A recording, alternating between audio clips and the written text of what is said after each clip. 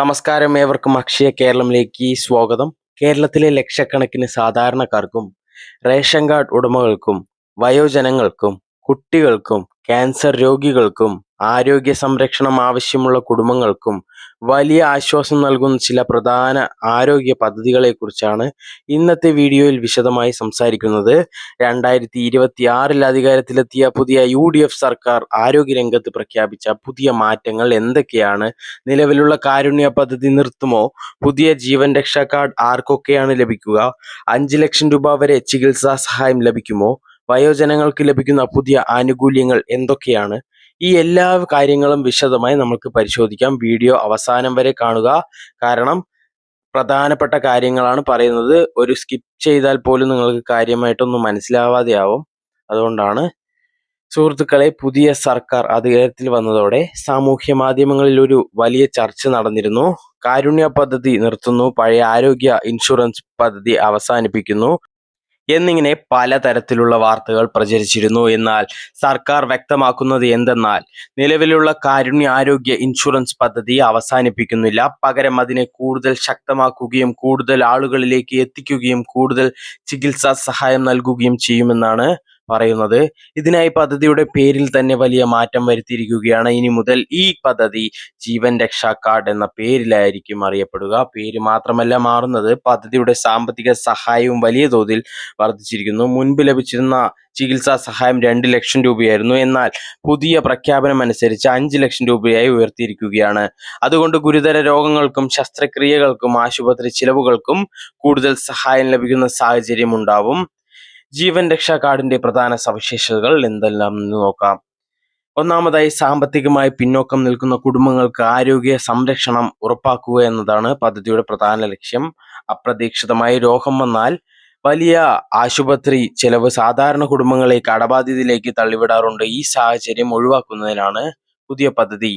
പ്രധാന സവിശേഷതകൾ: ചികിത്സാ സഹായം 5 ലക്ഷം രൂപ വരെ അംഗീകൃത ആശുപത്രികളിൽ ചികിത്സാ സൗകര്യം. പ്രൈവറ്റ് ഹോസ്പിറ്റലാണ് ഉദ്ദേശിച്ചത്. കൂടുതൽ രോഗങ്ങളെ പദ്ധതിയിൽ ഉൾപ്പെടുത്താനുള്ള സാധ്യത. ഡിജിറ്റൽ രേഖകൾ ഉപയോഗിക്കാനുള്ള സേവനം. അർഹരായ കുടുംബങ്ങൾക്ക് ലളിതമായ നടപടിക്രമം. ഇത് സംസ്ഥാനത്തെ ആരോഗ്യ സംരക്ഷണ രംഗത്ത് വലിയ മാറ്റം കൊണ്ടുവരുമെന്നാണ് വിലയിരുത്തപ്പെടുന്നത്. ഇനി കാർഡ് വിതരണം എപ്പോൾ ലഭിക്കുമെന്നുള്ള ചോദ്യമുണ്ട്. ജീവൻ രക്ഷാ കാർഡ് വിതരണം എപ്പോൾ തുടങ്ങുമെന്ന ചോദ്യം. ലഭ്യമായ വിവരങ്ങൾ പ്രകാരം 2026 നവംബർ മാസം മുതൽ പുതിയ കാർഡുകളുടെ വിതരണം ആരംഭിക്കാനാണ് തീരുമാനം. ഇവിടെ റേഷൻ കാർഡിന്റെ അടിസ്ഥാനത്തിൽ വ്യത്യസ്ത നടപടിക്രമങ്ങളാണ് സ്വീകരിക്കുന്നത്. മഞ്ഞ, അതുപോലെ പിങ്ക് റേഷൻ കാർഡ് ഉടമകൾക്കും റേഷൻ കാർഡ് വഴിയായിരിക്കും കാർഡ് വിതരണം നടക്കുക. ഇത് ഗുണഭോക്താക്കൾക്ക് കൂടുതൽ സൗകര്യം നൽകും. സർക്കാർ ഓഫീസുകളിലോ മറ്റ് കേന്ദ്രങ്ങളിലോ നീണ്ട നിരയിൽ നിൽക്കേണ്ട സാഹചര്യം ഒഴിവാക്കാനാണ് ഈ സംവിധാനം. റേഷൻ കടയിലൂടെ കാർഡ് വിതരണം ചെയ്താൽ കൂടുതൽ ആളുകളിലേക്ക് വേഗത്തിൽ എത്തിക്കാനാകും.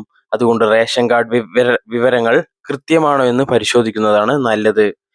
ഇനി നീല, വെള്ള റേഷൻ കാർഡ് ഉടമകൾ എന്തു ചെയ്യണമെന്നുള്ള കാര്യങ്ങൾ നോക്കാം. ഈ വിഭാഗത്തിൽപ്പെട്ടവർ കാർഡ് നേരിട്ട് വിതരണം ചെയ്യില്ല. അവർ അപേക്ഷ സമർപ്പിക്കേണ്ടത് 2026 സെപ്റ്റംബർ മാസം മുതൽ അക്ഷയ കേന്ദ്രങ്ങൾ വഴി അപേക്ഷ സമർപ്പിക്കാൻ അവസരം ലഭിക്കും. അപേക്ഷ നൽകുമ്പോൾ ആവശ്യമായ രേഖകൾ, വരാൻ സാധ്യതയുള്ള രേഖകൾ പറഞ്ഞുതരാം. Ration card, Aadhaar card, mobile number, കുടുംബ വിവരങ്ങൾ, വരുമാനവുമായി ബന്ധപ്പെട്ട രേഖകൾ. അപേക്ഷകൾ പരിശോധിച്ച ശേഷമായിരിക്കും കാർഡുകൾ അനുവദിക്കുക. അതിനാൽ രേഖകൾ മുൻകൂട്ടി തയ്യാറാക്കി വെക്കുന്നതാണ് നല്ലത്.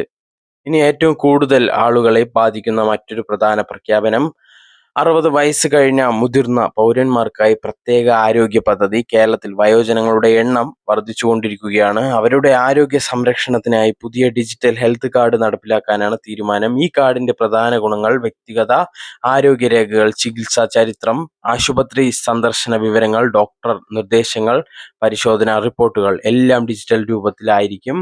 ഇതിലൂടെ ചികിത്സ കൂടുതൽ കാര്യക്ഷമമാവും. ഈ പദ്ധതിയിലൂടെ മറ്റൊരു പ്രധാന സവിശേഷത സൗജന്യ പരിശോധനകളാണ്. 60 വയസ്സ് കഴിഞ്ഞവർക്ക് വർഷത്തിൽ 2 തവണ സൗജന്യ ആരോഗ്യ പരിശോധനകൾ ലഭിക്കും. ഇതിലൂടെ പ്രമേഹം, രക്തസമ്മർദ്ദം, ഹൃദ്രോഗം, വൃക്കരോഗം തുടങ്ങിയ പ്രശ്നങ്ങൾ നേരത്തെ കണ്ടെത്താൻ കഴിയും. കൂടാതെ മരുന്നുകൾക്ക് 50% വരെ വിലക്കുറവും ലഭിക്കുമെന്നാണ് അറിയിച്ചിരിക്കുന്നത്. പ്രതിമാസം വലിയ തുക മരുന്നുകൾക്കായി ചിലവഴിക്കുന്ന വയോജനങ്ങൾക്ക് ഇത് വലിയ ആശ്വാസമാകും. ഇനി കുട്ടികൾക്കായുള്ള പ്രധാന പദ്ധതി 18 വയസ്സ് വരെയുള്ള കുട്ടികൾക്ക് ജന്മനയുള്ള ഹൃദ്രോഗ സംബന്ധമായ പ്രശ്നങ്ങൾ ഉണ്ടെങ്കിൽ അതിന്റെ ശസ്ത്രക്രിയ പൂർണ്ണമായും സൗജന്യമായി നടത്താനുള്ള തീരുമാനമാണ് പ്രഖ്യാപിച്ചിരിക്കുന്നത്. ഇത് നിരവധി കുടുംബങ്ങൾക്ക് വലിയ സഹായമാകും. കാരണം ഇത്തരത്തിലുള്ള ശസ്ത്രക്രിയകൾക്ക് ലക്ഷക്കണക്കിന് രൂപയാണ് ചെലവ് വരുന്നത്. സാമ്പത്തിക ബുദ്ധിമുട്ട് കാരണം ചികിത്സ വൈകിപ്പിക്കുന്ന കുടുംബങ്ങൾക്ക് ഇത് വലിയ പ്രതീക്ഷ നൽകും. കുട്ടികളുടെ ആരോഗ്യ സംരക്ഷണത്തിന് മുൻഗണന നൽകുന്ന പദ്ധതികളിൽ ഒന്നായി ഇത് വിലയിരുത്താം. ഇനി ക്യാൻസർ രോഗികളെ സംബന്ധിച്ച പ്രഖ്യാപനം. കേരളത്തിലെ നിരവധി കുടുംബങ്ങൾ ക്യാൻസർ ചികിത്സയിലൂടെ സാമ്പത്തിക ഭാരം നേരിടുന്നുണ്ട്. ഇത് പരിഗണിച്ച് പുതിയ സഹായ പദ്ധതി RCCയിലോ മലബാർ ക്യാൻസർ സെന്ററിലോ രജിസ്റ്റർ ചെയ്ത രോഗികൾക്ക് മാസം 3000 രൂപ ധനസഹായം നൽകുമെന്നാണ് തീരുമാനം. ചികിത്സാ കാലയളവിൽ യാത്രാ ചെലവ്, മരുന്ന് ചെലവ്, മറ്റ് അനുബന്ധ ചെലവുകൾ എന്നിവയ്ക്ക് ഈ സഹായം പ്രയോജനപ്പെടും. രോഗികൾക്കും കുടുംബാംഗങ്ങൾക്കും വലിയ ആശ്വാസമാകുന്ന പ്രഖ്യാപനമാണിത്. അതേപോലെ തന്നെയാണ് മാനസികാരോഗ്യ ഹെൽപ്പ് ലൈൻ. മാനസിക ആരോഗ്യ സഹായ സേവനം. ഇന്ന് പലരും മാനസിക സമ്മർദ്ദം, ഉത്കണ്ഠ, വിഷാദം, ഏകാന്തത തുടങ്ങിയ പ്രശ്നങ്ങൾ നേരിടുന്നുണ്ട്. ഇവർക്കായി 14416 എന്ന ഹെൽപ്പ് ലൈൻ നമ്പർ വഴി 24 മണിക്കൂറും ഡോക്ടർമാരുടെയും വിദഗ്ധരുടെയും സഹായം ലഭ്യമാക്കാനാണ് തീരുമാനം. ഇത് ഏത് സമയത്തും വിളിച്ച് ആവശ്യമായ മാർഗനിർദ്ദേശം തേടാൻ നിങ്ങൾക്ക് സാധിക്കും. ഇത് മാനസിക ആരോഗ്യ മേഖലയിലെ പ്രധാന ഇടപെടലായി കണക്കാക്കപ്പെടുന്നുണ്ട്. ഇതിൽ നിങ്ങൾക്ക് കൗൺസിലിംഗും ലഭ്യമാവുമെന്നാണ് അറിയപ്പെടുന്നത്. പുതിയ ജീവൻ രക്ഷാ കാർഡും മറ്റ് ആരോഗ്യ പദ്ധതികളും ഘട്ടം ഘട്ടമായാണ് നടപ്പിലാക്കുന്നത്. അതിനാൽ ഓരോ ജില്ലയിലും വിതരണം ആരംഭിക്കുന്ന തീയതികളിൽ ചെറിയ വ്യത്യാസങ്ങൾ ഉണ്ടാകാൻ സാധ്യതയുണ്ട്. അതുകൊണ്ട് സർക്കാർ അറിയിപ്പുകളും അക്ഷയ കേന്ദ്രങ്ങളിൽ നിന്നുള്ള വിവരങ്ങളും റേഷൻ കടകളിൽ നിന്നുള്ള അറിയിപ്പുകളും കൃത്യമായി ശ്രദ്ധിക്കുക. കൂടാതെ റേഷൻ കാർഡിലെ അംഗങ്ങളുടെ വിവരങ്ങൾ, ആധാർ വിവരങ്ങൾ, മൊബൈൽ നമ്പർ എന്നിവ കൃത്യമാണോ എന്ന് മുൻകൂട്ടി പരിശോധിക്കുന്നതാണ് നല്ലത്.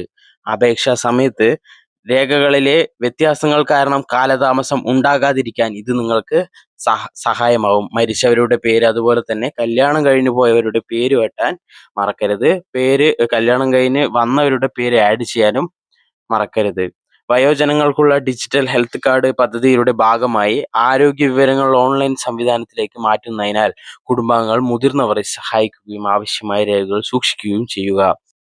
ക്യാൻസർ രോഗികൾക്കും കുട്ടികൾക്കുമുള്ള ചികിത്സാ സഹായ പദ്ധതികളും അപേക്ഷാ നടപടിക്രമങ്ങളെക്കുറിച്ചുള്ള കൂടുതൽ മാർഗനിർദ്ദേശങ്ങൾ സർക്കാർ പിന്നീട് പുറത്തിറക്കുമെന്നാണ് പ്രതീക്ഷിക്കുന്നത്.